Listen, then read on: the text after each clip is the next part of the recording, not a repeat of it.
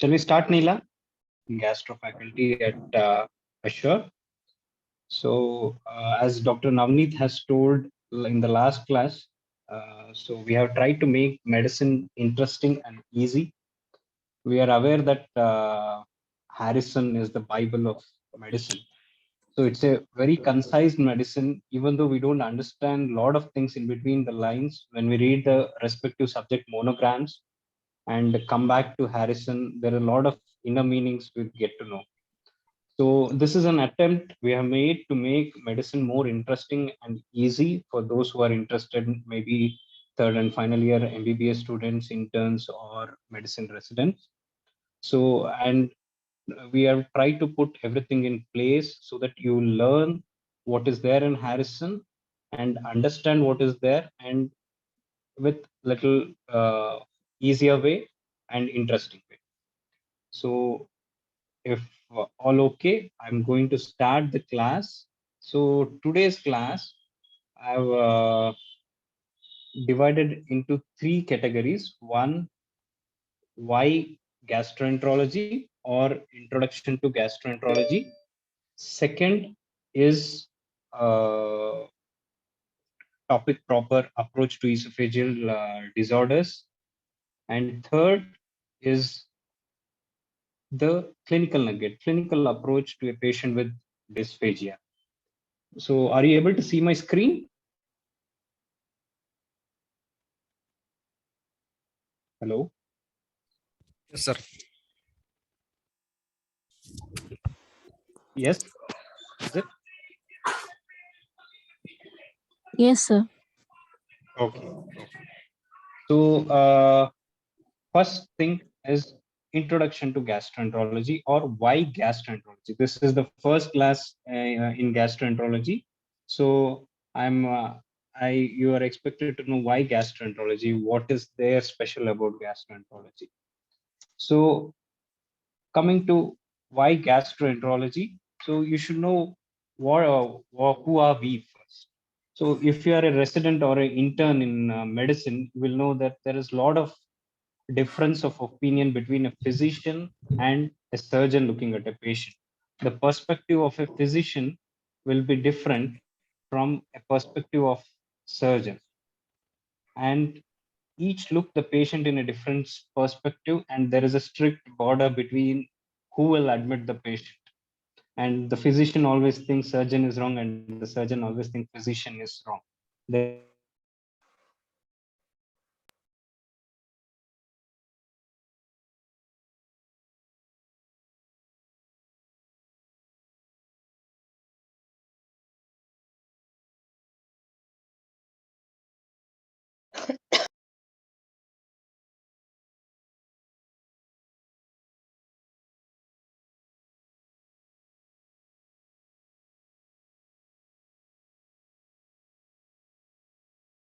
So esophageal disorders proper. Okay, so we have divided the esophageal disorders into developmental disorders, motor disorders, and structural disorders for learning purposes. So it makes the learning easy. So before going to that, we should know the anatomy of the esophagus, which is of around 25 centimeter long. Okay, and if you look into the histology, you have mucosa here, then there is a part of lamina propria. This is this part. Then there is a muscularis mucosa. Then this is a submucosa. This is a very important in the current gastroenterology. Then we have muscularis proper, where we have circular muscles followed by longitudinal muscles. So I'll tell you again, but to know, in an endoscopy or in gastroenterology, the first space is within the lumen. The second space is outside the GIT. Usually it is peritoneum. Third space is the potential space, that is the submucosa. That's where the third space endoscopy comes into picture. So first we'll start with developmental anomalies.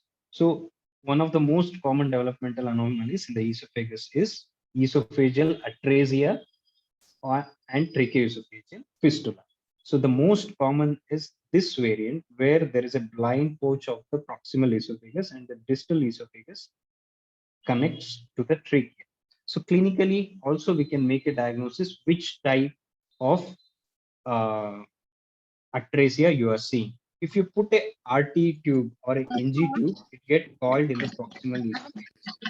Okay, so coiling is present in type A, it is present in type B, not in type C, because it will just go in. Type C, when you put, patient will have coughing. Sorry, in type D. Even in type E, patient will have coughing when you put the NG tube. And you take an abdominal X-ray, you see where there is a communication of the distal esophagus to stomach, there will be air if it is connecting either to proximal esophagus or if it is connecting to trachea. Okay, so air can get rid. If you do plain abdominal X-ray, since this is not connecting with either trachea or proximal esophagus, air won't be there. In type B, there will be air, okay, because it is connecting with the trachea. In type C, there will be air because it's a head-shaped communication, so air will be there. Type D, you will have again air will be there, whereas in the last one again air won't be there. Just with this permutation and combination, you will be able to know which type of tracheoesophageal fistula or esophageal atresia you are dealing with. The most often or the most common is type B. You should be aware. Okay, or type B, or the blind proximal end or distal end communicating with the trachea. So if you see here one of the X-ray, you are seeing coiling here. Okay, the NG tube which we have put is coiling here, and there is a air which is seen in the stomach. So obviously our answer is quite easier. Which type we are dealing with? It is the second one. Okay. Next, this esophageal fistula, it is associated with all of the developmental anomalies of esophagus, except, can anyone take a guess? Cardiac anomalies, renal anomalies, limbic system anomalies, or anomalies of the pancreas. You can tell it in the chat box? So I'll just, because of the flow, I'll not stop. I'll try. You can take your guesses. So it is in the pancreas. We all know it is the mnemonic of Vactéril. So vertebral, anal, cardiac, tracheal.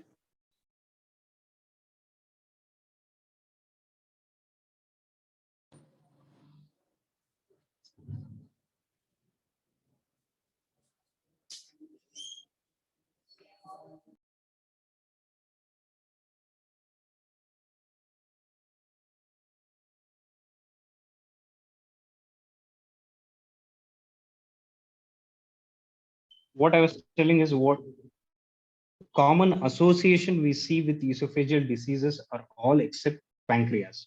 So the we remember using the mnemonic Vactéril, V stands for vertebral, A for anal, C for cardiac, T for tracheal, E for esophageal, R for renal, L for limbic. So pancreas doesn't come. So this is the mnemonic with which you can remember. Next is dysphagia lusoria.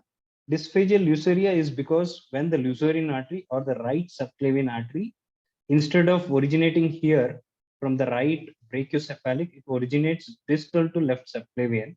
When it originates here, it courses in the along the posterior to the esophagus. If you look at in this barium swallow, this is where will be the artery. This is the posterior aspect. This is the anterior aspect. This goes posterior to esophagus, causing an indentation and giving the symptoms of dysphagia to the patient. So during endoscopy, when you inflate air, it might cause diminution or disappearance of right radial pulse. So that is one of the clinical signs we might get. Now coming to the esophageal rings. So esophageal rings, before knowing it, you should know there is something called esophageal vestibule. The distal end of esophagus is slightly dilated before it joins the stomach. So this is called the esophageal vestibule. So if there might be two rings, there is one which is occurring in the proximal end of vestibule. There might be other one from the distal end of vestibule. When it is occurring in the proximal end, we call it as type A. When it is occurring in the distal end, it is called type B. So in type A, often it is muscular, whereas in type 2, type B, it is a membranous. What you are seeing in this picture is type B, it is a membranous esophageal ring. So, and I told you it is proximal, type B is distal. And if since this type A comes in the esophagus, both the upper and lower surface is lined by squamous epithelium. Whereas type B, the upper is lined by esophageal epithelium, that is squamous. The lower surface is lined by columnar epithelium, which is the gastric epithelium. And both of them are often, in majority of the patient, are asymptomatic. Rarely they cause dysphagia. What is the treatment? Type B, most of the time when we are doing endoscopy, the endoscope itself dilates and opens up the ring. Rarely we require a cautery. Whereas type A, we require dilator or sometimes botulinum toxin, rarely POEM, peroral endoscopic myotomy. I'll deal with this when I'm dealing achalasia cardia. We'll wait for it. Next, what is the incidence of esophageal inlet patch? You can try to answer in the chat box. In the meantime, I explain what is inlet patch. So in a long tube of esophagus, as soon as just below the cricopharynx, there might be islands of columnar epithelium. So these islands are called esophageal inlet patch. They are the quality indicators. Significance, most often, they don't have any clinical significance. Very rarely, they might lead to H. pylori infection in the mucosal patch and thus to bleeding. And very rarely, often what we see in proximal and mid esophagus is squamous cell carcinoma. But adenocarcinoma of the proximal esophagus can be seen due to this inlet patch. So the answer is not C. You have made an attempt good. The answer is C. So 5% of the normal population have esophageal inlet patch. So that's why, as a quality indicators in endoscopy, sometimes people see how many esophageal inlet patches you have reported. Means it is very in a tough location to see. If you're only technically sound, you will be able to notice it and report it. Next, we'll come to the, I told you developmental abnormalities are over. Then we'll come to the neuromuscular or motor disorders of esophagus.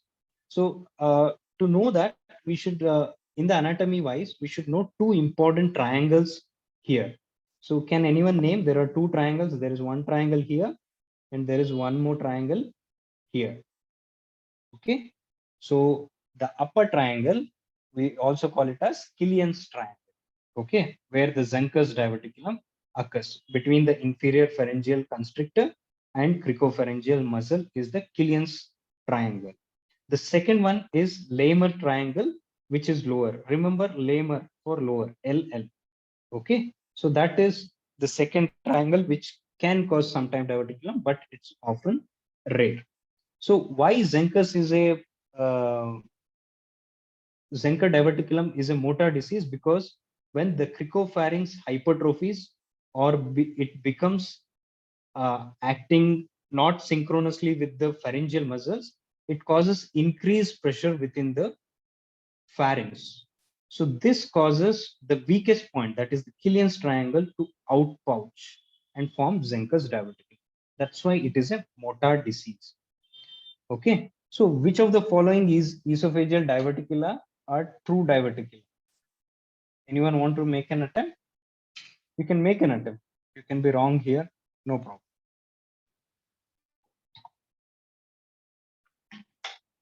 So A, someone has given answer as A. So yeah, you have made an attempt. Good. It's a close attempt, but the answer is mid esophageal diverticula. This is from Harrison Persed. I have considered everything in this.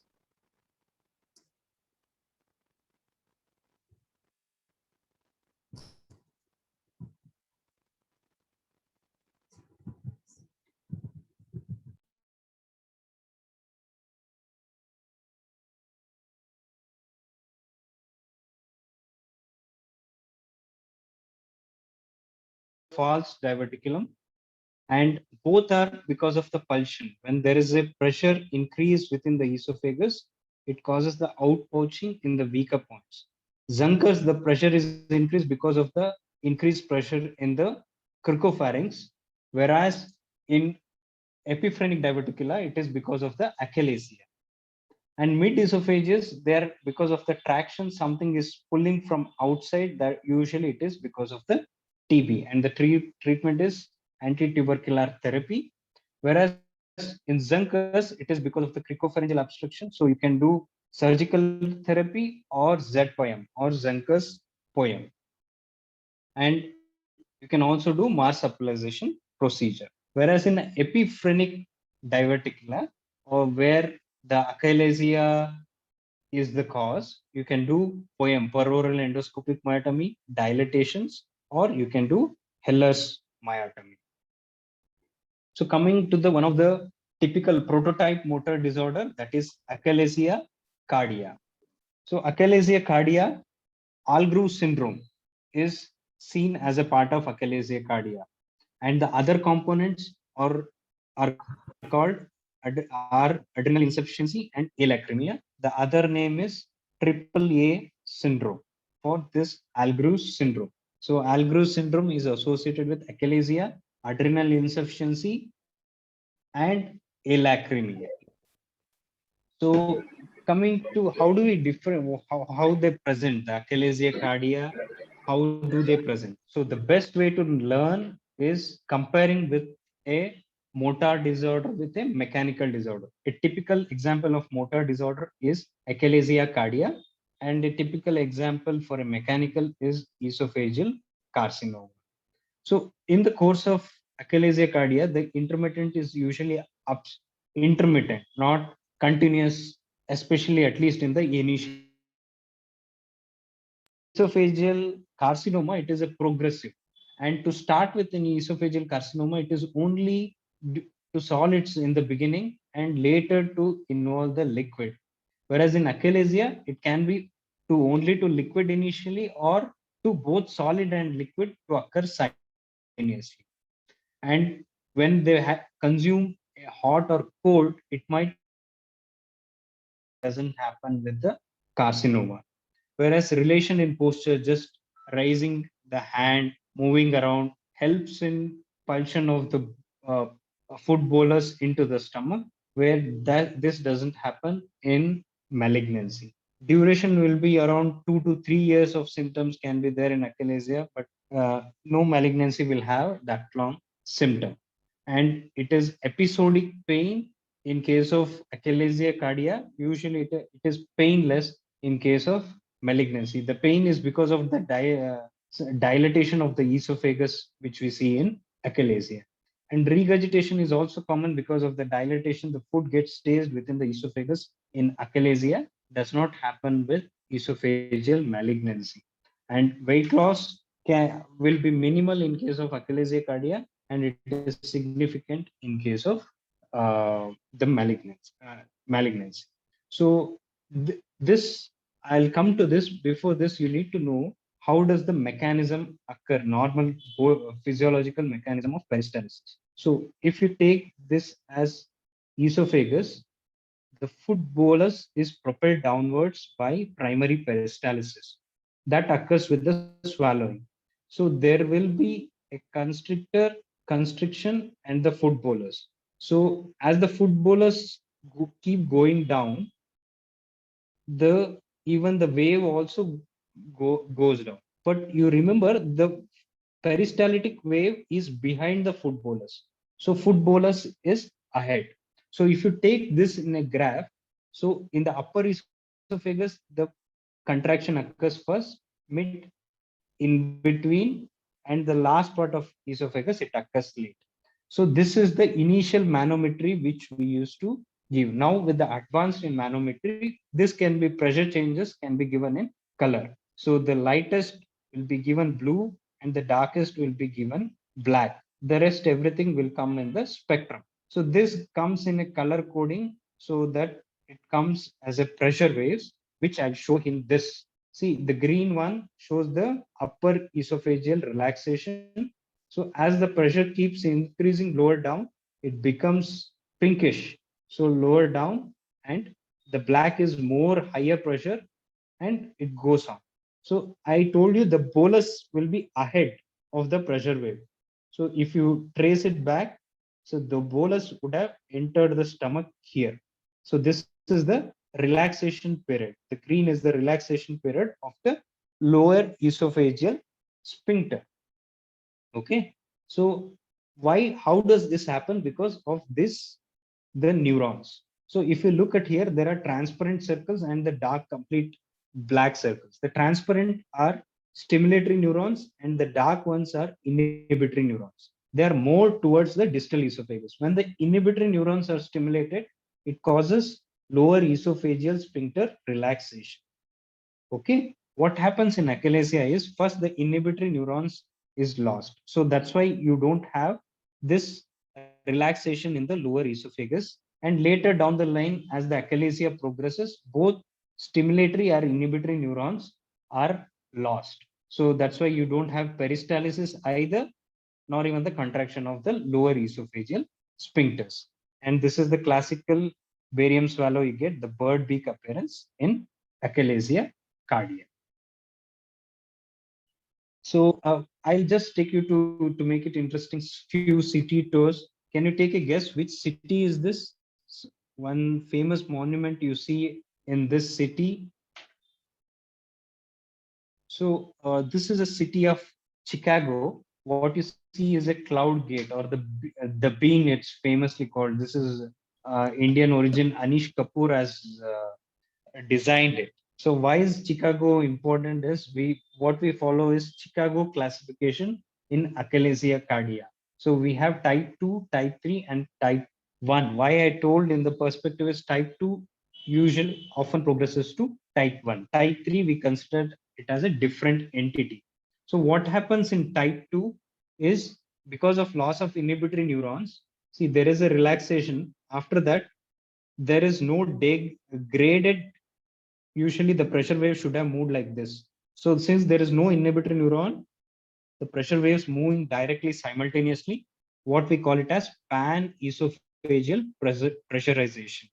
And the distal part is the lower esophageal sphincter is also pressurized. There is no relaxation. So this is type 2. As it progresses, even the stimulatory ganglion or neuronic cells also get depleted. So both there won't be any pressure waves and there won't be any relaxation in the lower esophageal sphincter. So this is type 1. So type 2 progresses to type 1. Whereas in type 3, see, it is progressing, but what happens is what we call there is a something called latency. Normally, it would have progressed this further. It happens very fast. Okay. So because of that, there is increased pressurization in the lower esophageal sphincter and the latency is reduced. So this we call it as type 3 achalasia cardia. So for you to remember, it's a part of Chicago classification to know type 1, type 2, type 3. Type 2 has pan-esophageal pressurization. Type 1, there is no pan-esophageal pressurization, but the lower esophageal sphincter pressure is increased. In type 3, along with increase in lower esophageal sphincter pressure, the latency is reduced. This is what you need to remember. So what is the score we use for esophageal motility disorder, especially achalasia, is ICARD score. The way you remember, I've simplified it for you. C for chest pain, K for kg or weight loss, D for dysphagia, R for regurgitation. So what is left other than that is EAT. So if you take out EAT, what are the components of ICARD score? You can mention any therapy for achalasia cardia. If the ICARD score comes less than 3, then only it is said it is a successful therapy. So what are the investigation we do? We can do a chest X-ray which shows the mediastinal widening. There might be air fluid level because of the food stasis, and it can even cause bowing of the trachea anteriorly. In the barium swallow, we can see there is a dilated esophagus with a bird beak deformity, which I showed. And the fluoroscopy, when we give the active swallow under fluoroscopy, we can see active peristalsis or a fast peristalsis in case of type 2 or absent peristalsis in type 1. The manometry, I just showed you how the manometric pressure changes happen. The treatment, so since the lower esophageal sphincter is thickened and it is not relaxing, we can do a balloon dilatation. That is the first traditional method. So you can break the sphincter, allow the food, but it is often temporary only to recur. Second is POEM. What we do is POEM, I told you this is the submucosal space. So we inject fluid into this submucosal space and we make it as a bigger space. Once we go in, we cut the circular muscle of the esophagus and release the pressure.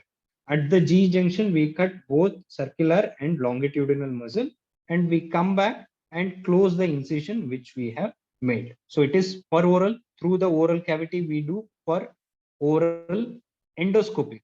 Through endoscope, we do and myotomy. We are cutting the muscle. So it is a myotomy. So it is called per oral endoscopic myotomy. And the traditional one we have from the surgical perspective is Heller's myotomy. Okay, where the surgeon comes from outside and cut the muscle, it is Heller's myotomy. The lot of importance nowadays is given to the peroral endoscopic myotomy, which is less invasive, which has even better results in Heller's myotomy in few subsets of achalasia cardia. Now we come to the structural diseases. Before that, one of the most common structure diseases we see is GERD. So before knowing the pathophysiology, we should know there is a entity called transient lower esophageal relaxation. We know, I told you what is swallow-induced relaxation of the lower esophageal sphincter. It relaxes when the food bolus comes along with the primary peristalsis. This transient lower esophageal sphincter relaxations, they are prolonged. They are more than the usual relaxation, more than 10 seconds. And they occur as an independent of pharyngeal swallowing. They are associated with the contraction of distal esophageal. They are associated with contraction of distal, not circular muscles, longitudinal muscles. And as I said, they don't have any synchronized esophageal peristalsis, and they are associated with pleural diaphragm inhibition. So the wrong is C. It is associated with longitudinal muscle relaxation. They are the important mechanism in GERD, gastroesophageal reflux disease. So this is a city with a background. There is a mountain Baldy. So this is a city of Los Angeles. So Los Angeles, we have, that's a classification we follow for reflux or gastroesophageal reflux esophagitis. So when the mucosal break is less than 5 mm, we call it grade A. When it is more than 5 mm, it is called grade B. And when it is involving more than two continuous tops of the folds, the esophageal fold, we call it as grade C. When it is, and also involving more than 75%, we call it as grade D esophagitis. So that is important. The classification, remembering the name of classification is important also from the MCQ perspective. So we learned about Chicago classification. The next is Los Angeles classification in GERD. So there are some associations we see with GERD, gastroesophageal reflux disease. What are the associations? Typically, we see the reflux syndrome, retrosternal burning, and reflux chest pain we get to see. And also some esophageal injury because of the long-term acid exposure of esophageal mucosa. We get esophagitis, we get strictures, we get Barrett's esophagus, and we get adenocarcinoma. And there are also extraesophageal association, that is cough, laryngitis, asthma, and dental erosion. There are other proposed which are not proven are sinusitis, idiopathic pulmonary fibrosis, pharyngitis, and recurrent otitis media. I think the most confusing and what you need to remember is this table. Others you can make a, you will know only this table. Probably you can use the pneumonic, clad, and remember cough, laryngitis, asthma, and dental erosions. And hiatus hernia is also one of the contributing factor for reflux disease. There are four types of hiatus hernia. One is sliding, where the part of stomach enters into the esophagus or the thoracic cavity. And type 2, where type 2 is this one, where there is a paraesophageal, the fundus herniates into the thoracic cavity. Type 3, where there is part of stomach along with the fundus is herniated into the thoracic cavity. Type 4, along other than stomach, there are other contents which are also get herniated, like spleen or colon can herniated. Remember, the most common organ get herniated in type 4 is also stomach. Okay, but other than stomach, the most common organ get herniated is colon. These two are MCQ question you should remember. Coming to the one of the complication and one of the important topic, Barrett's. What is Barrett's? Is there is a columnar epithelial mucosa of more than 1 centimeter in the esophagus, especially in the lower esophagus. And there is a discrepancy between European and US definition. We need not know that. So this is the first picture is the normal GE junction. So this is the GE junction. This is esophagus. Below is the stomach mucosa. So in the second, the G junction is somewhere here, and the columnar mucosa even is seen in the esophagus. Okay, so predominantly intestinal type of columna. This is called Barrett's esophagus. Okay, this is quite common in the Caucasians. Now we do see in even the Indian population. Why is it important? Because of the risk of esophageal cancer, which is of around 0.5% per year. So we use a classification or a description based on a city, that is the city of Prague. So Prague is known for its castle. So what we do is, see, this black is what denoted is the Barrett's esophagus. So you see here there is a circumferential extension, and sometimes there is a tongue-like protrusion which can go up. So we measure this and we measure this. So say, for example, this is 2 centimeter, this is 5 centimeter. We give the reporting as C2M5, the circumferential extension of 2 centimeter, maximum extent of 5 centimeter. That is an objective way of defining Barrett's. So remember Prague. So we did Chicago, we discussed Los Angeles, then we discussed Prague classification. So there is a city with which the biopsy protocol is named in Barrett's, that is the Seattle. So the Seattle protocol we follow, we take 4-quadrant biopsy every 2 centimeter. This is the Seattle protocol. So remember the names, the classification points, which is an important perspective. And there is a histopathology we grade using Vienna. This is the cathedral of the Vienna. So Vienna classification we use to remember the the histopathologically grading of Barrett's. So all these classification what I mentioned are important. Chicago in case of achalasia cardia, Los Angeles in case of GERD, and Prague in case of defining endoscopical definement of Barrett's, Seattle the biopsy protocol for Barrett's, and Vienna for the histological grading of Barrett's. So coming to the esophageal malignancy, we are aware that the upper and mid esophagus usually will have squamous cell carcinoma, whereas the lower will have adenocarcinoma. Exceptions I mentioned, the esophageal inlet patch, where we can have adenocarcinoma in the upper esophagus. Typical presentation, they have progressive dysphagia to solid and weight loss. They can have odynophagia and iron deficiency. If it involves recurrent laryngeal nerve, we can have hoarseness.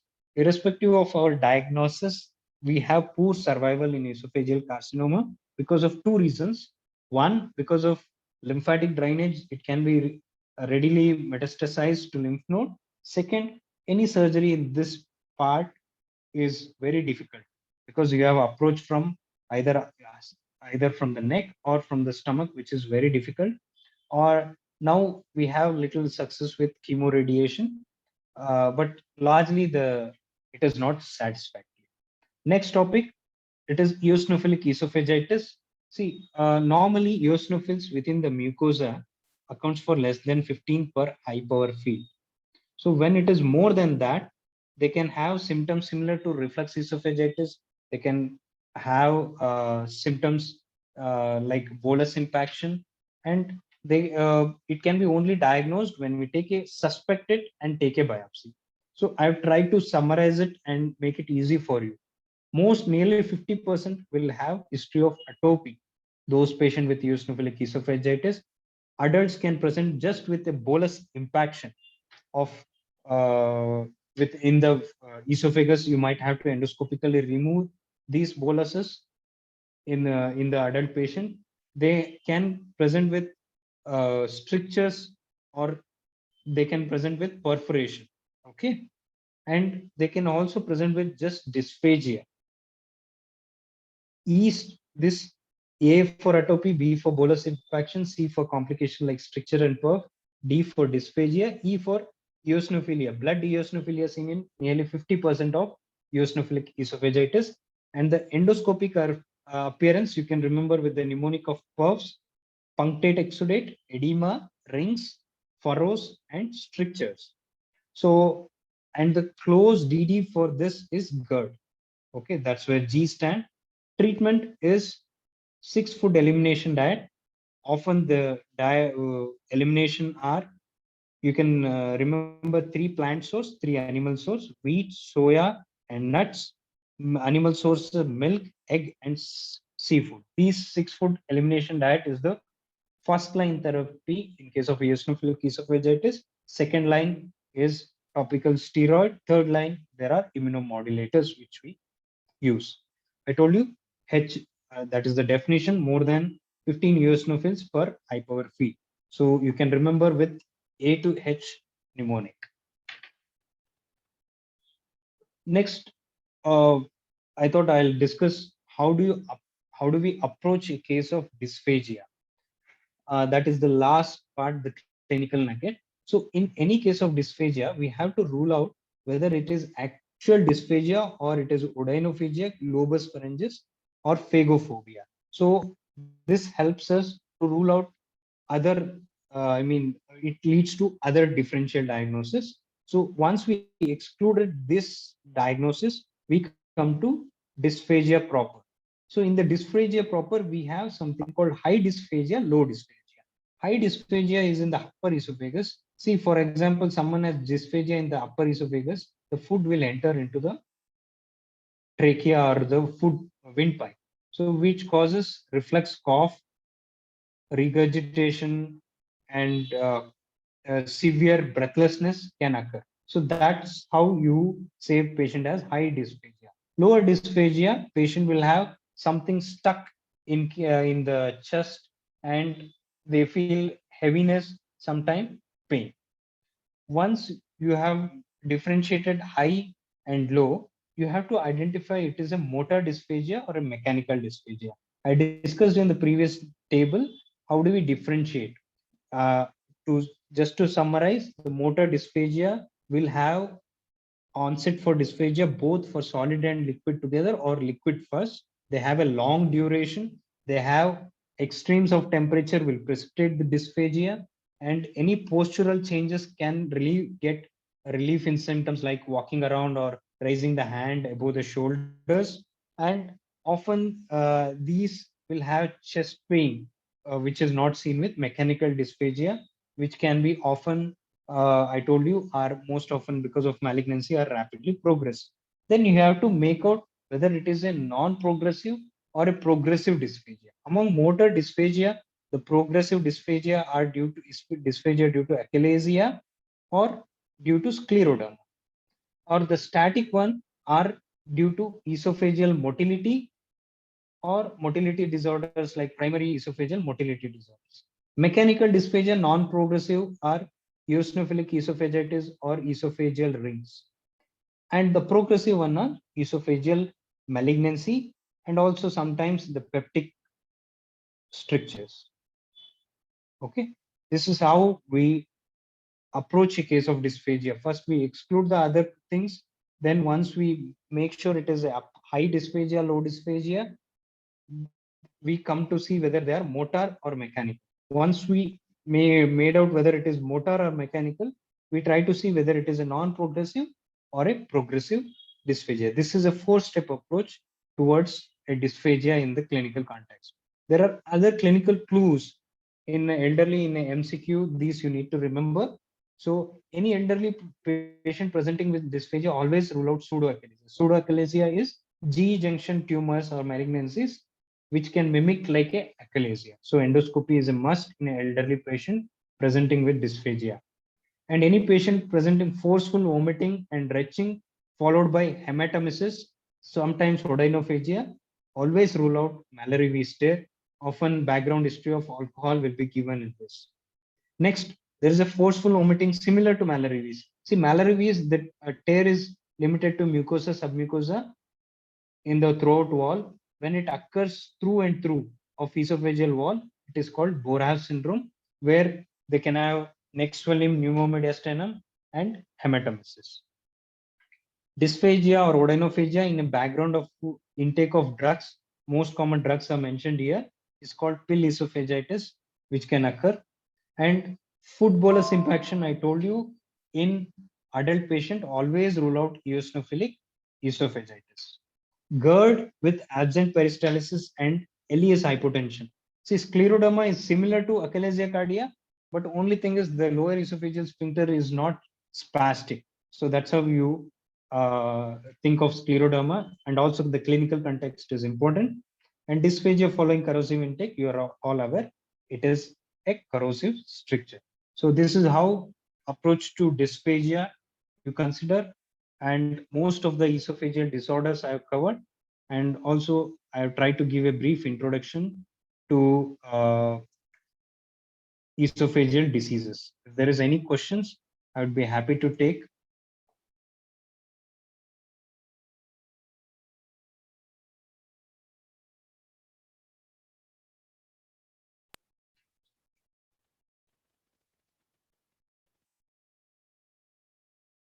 Okay. Chat I got. So scleroderma is actually a autoimmune condition. Scleroderma is an autoimmune condition where we have there is a thickening of skin and also dysmotility. Dysmotility is also most common in the esophagus. It can occur throughout the GIT. It can also cause dysmotility of the small intestine and large intestine.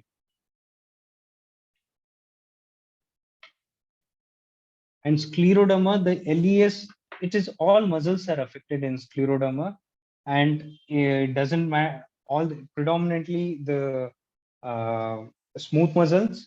It is the LES, the gastric muscle, and all muscles become atonic. There won't be any peristalsis. There won't be any contraction. So it's a part of generalized process, not very specific to LES, but the initial to occur is esophagus. That's why we see the dysmotility in the esophagus. Orthopnea, what is orthopnea and PND? That is a basic medicine question that I think a cardiologist also will answer. Orthopnea is when as soon as we sleep, patient will have dyspnea. PND is they get up in the midnight because of breathlessness. PND further leads to orthopnea. So achalasia cardia, I told you the management is balloon dilatation. Ideally, 3 balloon dilatation should be done, one in 3 centimeter, 3.5 centimeter, and 4 centimeter. That is the most conservative approach. Second is POEM peroral endoscopic myotomy. That is, I explained you the procedure. That is one of the approaches most accepted and preferred. And third is Heller's. There is nothing like which is superior, Heller or POEM. Both has its own pluses and minuses, and which is better, even still debated, but being less invasive, POEM is the most preferred approach.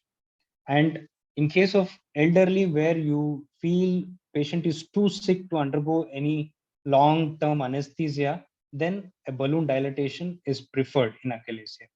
Coming to GERD, you have to see the first step is PPI therapy, initially to start with BD, OD. Then if patient is not responding, you can give BD, PPI. Then it's patient is still not responding. You have to do a endoscopy to see is there any abnormality in the like hiatus hernia is there, which needs to be corrected. If not, then you have to do manometry and pH impedance pH metry. Then you have to assess how much are the symptoms are correlating with the reflux episodes. Based on that, we can see are these are correlating. If it is not correlating, patient probably you need to start the patient on low dose antidepressant and neuromodulators. What about pharmac options in achalasia cardia, Botox injection or nitrates or CCP? It's a good question, but often these are more of theoretical and obsolete nowadays, because we have such a good treatment modalities available, like in just a balloon dilatation, which is gives a much good result. But only if, say, for example, patient is waiting for the procedure, then you can try to give a nitrates or CCB to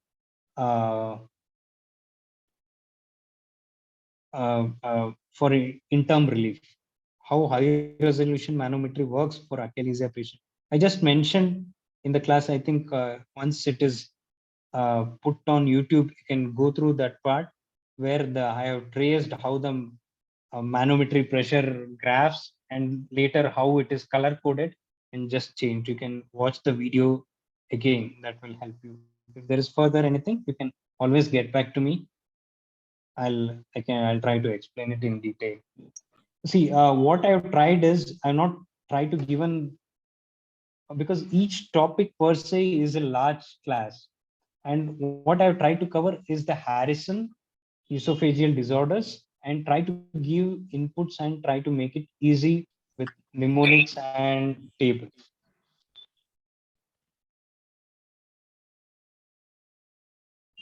Are there any further questions?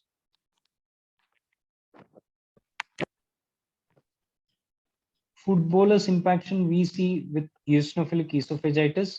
That is one of the common presentation in adults, whereas children can present with intolerant to feed or failure to thrive. Adults, it is they can just present like a GERD-like symptoms, or sometimes they can present like food impaction, or sometimes they can have asymptomatic. You suspect clinically, then take a biopsy. You make a diagnosis of eosinophilic esophagitis. I think if no more questions, we can stop. If there is anything, you can always get back to me with my email ID dryashavant@gmail.com. Anything is there, I'll be happy to answer. Thank you. Thank you. Thanks for your patient hearing. Thank you.